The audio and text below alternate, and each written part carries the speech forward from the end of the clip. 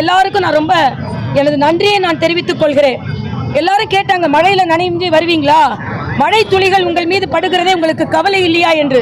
இரத்த துளிகள் நம் மக்கள் மீது பட்டு அதனால் நம் பெண்களின் செந்தூரம் அழிக்கப்பட்டதை எதிர்த்து நம் பாரத பிரதமர் போராடி கொண்டிருக்கிறார்.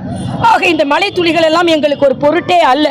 இன்னும் சொல்ல போனால் பல்லாயிரக்கணக்கான பெண்கள் இந்த மழையிலும் மூவண்ண கொடியை ஏந்தி ஒரு சுதந்திர போராட்டத்தை நினைவு கூறும் அளவிற்கு எல்லோரும் வந்திருக்கிறோம்.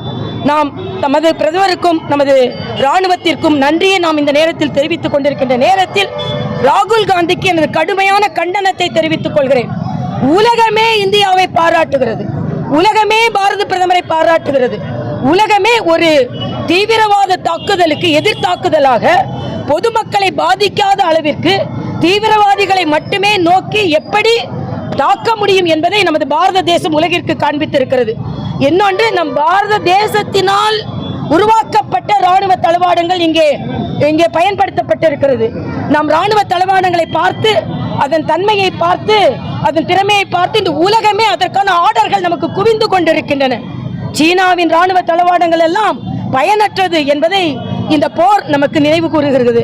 அதனால் நம் பாரத பிரதமருக்கும் இராணுவத்திற்கும் மனதார நன்றியை நாம் தெரிவித்துக் கொள்வோம். அதற்காக இந்த யாத்திரையை பங்கெடுத்த அத்தனை பேருக்கும் எனது மனமார்ந்த நன்றியை நான் தெரிவித்துக் கொள்கிறேன். மறுபடியும் சொல்கிறேன், இந்த குண்டு மழையில் நம் இராணுவம் நனைந்து கொண்டிருக்கும் பொழுது இந்த மழை துளிகளில் நனைவது எங்களுக்கு பொருட்டல்ல.